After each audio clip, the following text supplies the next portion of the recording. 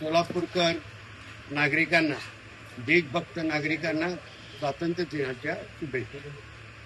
आम्ही सध्याचा जो एकता उपक्रम आहे तो 35 वर्षापासून राबवत आहोत.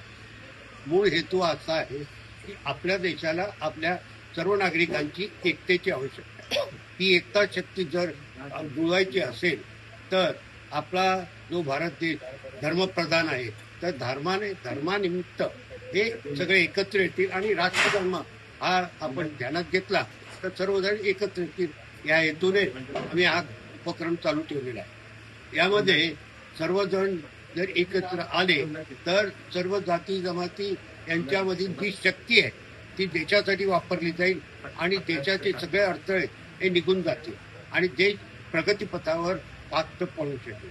आणि असा सण म्हणून साजरा करा असं जर असेल तर आपल्या अजून दिवाळी, दसरा, मोहरम सारखी प्रथा नाही पडली. हा स्वातंत्र्य दिन, प्रजासत्ताक दिन सणाप्रमाणे साजरा करायची आणि त्यामुळे घरामध्ये सुद्धा आपण गोड पदार्थ बनवत नाही आणि सणाप्रमाणे तसं राहत नाही.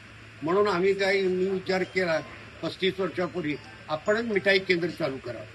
मिठाई केंद्रावर मग विविध प्रकारचे आत्तापर्यंत मिठाई बनवून त्याच्यात तिरंगा बर्फी ही आपली फार दूरपर्यंत जाते.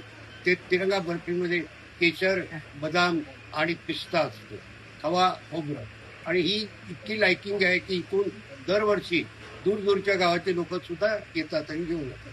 हा झाला मिठाई केंद्र. त्याचबरोबर सगळे यंगस्टर आहे. आपल्या भारतामध्ये यंगस्टरची संख्या मोठी आहे आणि यंगस्टरवरच त्यांची देशभक्ती असेल त्यांच्यावरच आपला देश फार पुढे जाईल आणि फास्ट जाईल.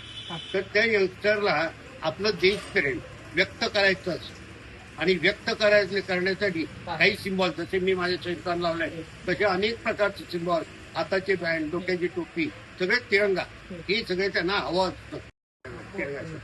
त्या निमित्ताने ही सगळेजण येतात आणि आपलं देशप्रेम व्यक्त करतात आणि सगळ्यांनी अशाच प्रकारे या ठिकाणी हा सण साजरा करावा. त्यासाठी या सद्भावना केंद्राची भेट घ्या.